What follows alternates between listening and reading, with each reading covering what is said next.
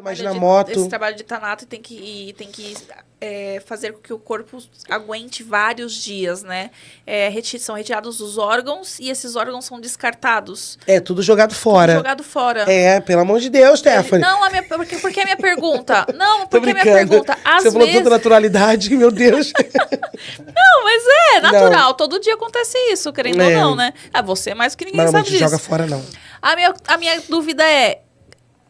Se a família quiser, por exemplo, doar, esse procedimento é feito no hospital, da retirada dos órgãos, tudo, não, já chega pra você já sabendo se aquele corpo doou o órgão ou não, é isso? Isso é legal a gente falar, né? O pessoal sempre fala assim, mas vocês, lá no laboratório, vocês retiram os órgãos e vendem os órgãos, vai pra doação. Não, isso... Mas não, tem muita gente que tem esse tipo de divisão do nosso trabalho. Quando eu falei pra ela que a gente joga fora, a gente, pelo amor de Deus, é porque ela falou com tanta naturalidade. Não é mas, assim. Não, a gente não... de lixo e joga o negócio fora, né? Mas assim, ainda existem locais que fazem esse tipo de coisa por conta da falta de conhecimento de um bom procedimento. Hoje, eu tenho fluidos químicos que fazem uma ação esperada naquela cavidade e eles vão com os órgãozinhos deles ali no lugar, né? Tudo que vem com o cadáver volta com ele. Retirar órgãos, jogar fora. A gente teve o caso de Minas Gerais, que o dono da funerária foi preso, porque o senhorzinho estava sendo velado. A polícia chegou falando da questão que o corpo tinha sido violado e que eles tinham tido uma denúncia.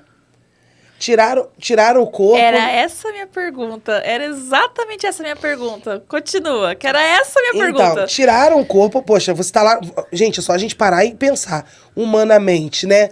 A família tá se despedindo, a neta comentou, a gente tava com a missa, né, já pronta, esperando ele ia sair do velório, ia direto pra missa e tal. E aí no velório chega a polícia científica, né, a polícia civil para na porta e fala, nós vamos levar o corpo do seu avô. Ela falou, mas vai levar por quê? Vamos levar porque a gente teve uma denúncia, né, que o corpo foi violado. E assim, a família entrou em pânico, né, ele tinha falecido de câncer. E aí não foi um corpo necropsiado. Mesmo se tivesse sido, não era para acontecer isso. E aí levaram para o Instituto Médico Legal. Quando chegou lá, ele tinha uma incisão abdominal e ele tinha serragem dentro e estava sem os órgãos. E aí vamos aonde? Vamos na funerária. Beleza, foi para a funerária. Chegou lá, o dono da funerária levou os policiais até os órgãos. E aonde estavam os órgãos? Os órgãos desse senhor estavam jogados em um saco preto de lixo, amarrado dentro da sepultura onde o vozinho seria sepultado. Então ele jogou lá dentro, simplesmente, não, tá aqui, toma, é seu, toma. Mas levando em consideração que esses órgãos dentro desse saco, eles não vão se decompor. Então hoje, a gente tem um pessoal aí do ramo, né, do pós-morte, que, nossa, eles ficam para morrer quando eu falo que não existe mais essa questão de ficar ensacando o órgão. Isso é falta de competência profissional. O bom profissional, ele sabe tratar o corpo, ele não precisa colocar esses órgãos dentro do saco. Mas o camarada prefere atacar, tem sempre isso, né? Prefere atacar e falar por quê? Porque ele está carente de conhecimento. Porque ele quer fazer o mais fácil, exatamente, o que é mais rápido. A gente sabe que não vai decompor. O saco, um plástico demora mais de 100 anos para se decompor. Eu sempre falo isso em podcast, eu sempre repito isso. Você imagina você chegar, Deus me livre e guarde, numa exumação de um familiar seu, né, retirada dos ossos, 3 anos depois, ou 5, dependendo do clima daquele estado, e chegar lá o sepultador falar, isso aqui é órgão, tá? Bom, o seu ente querido está esqueletizado, você pode botar no ossáriozinho e botar, né, no ossário perpétuo, na caixinha, e botar no ossário perpétuo. E os órgãos ali dentro, você faz o que com aquilo? Bom, se sou eu pego, vou lá na porta da funerária que fez, que preparou e falo, agora tá aqui, ó. Eu quero uma solução de vocês. O coração do meu pai tá aqui, tá tudo do meu pai tá aqui dentro desse saco. Porque para uma pessoa profissional, é simples falar isso, né? Não, a gente pega tudo, bota num saco e bota ou no meio das pernas ou dentro da cavidade. Aí fica aquela cavidade disforme, né? Completamente torta. A família chega lá, quando põe a mão, sente aquele plástico. Como é que você explica para um familiar como aquele saco foi parar ali dentro? A família está sentindo. É um desrespeito. Poxa, sabe? Então, são coisas que, se a gente parar para pensar sobre isso, é muita coisa que acontece. E aí, desse vozinho, olha o tamanho da dor dessa família. Velou 2 vezes, porque o corpo foi recolhido. O corpo teve que ser necropsiado. Então, não deixa de ser um sofrimento imenso para a família, né? E aí a pessoa faz um tipo de procedimento desse e ainda defende a tese de que esse é o procedimento correto.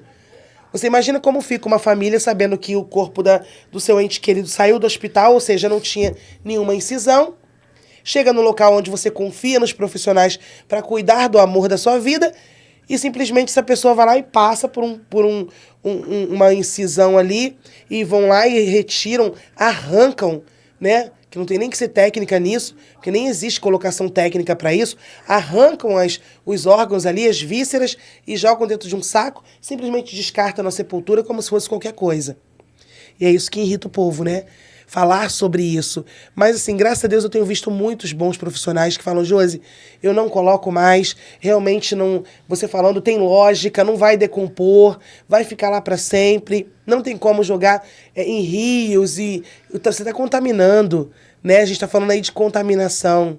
Então, é bem profundo essa coisa. E você ia perguntar sobre isso. Você chegou a ver essa reportagem?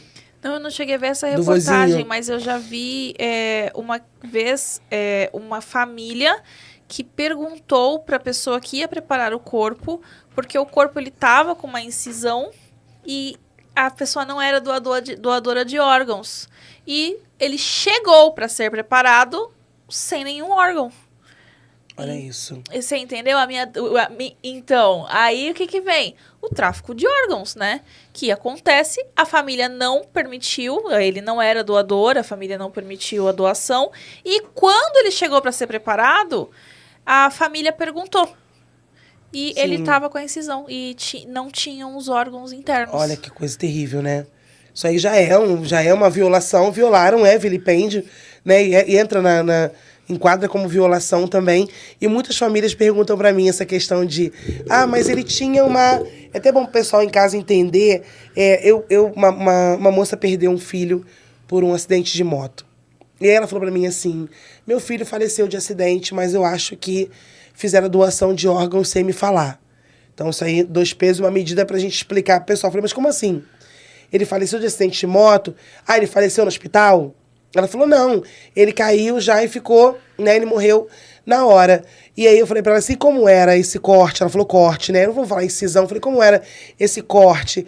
Ela falou assim, eu tava pegando mais ou menos do peito dele até embaixo, porque eu fiquei passando a mão, eu fui sentindo e tal. E aí eu expliquei pra ela, olha, ele teve uma morte acidental. Então, foi uma causa externa. O corpo dele foi pro IML e essa sutura que você viu é por conta do exame necroscópico. E ela me agradeceu tanto, expliquei. Ela falou, então, foi um alívio fizeram... pra ela. Exatamente. Porque estava na cabeça dela que tinham retirado os órgãos dele. Eu falei, não, nesse caso, ele foi para o Instituto Médico Legal, ele foi necropsiado, e depois eles fazem essa sutura, mas os órgãos dele estão lá dentro. Então isso faz muita diferença para as famílias, né? Essa falta, às vezes, de conhecimento e a morte é um dos assuntos que eu mais vejo pessoas supersticiosas opinando sobre.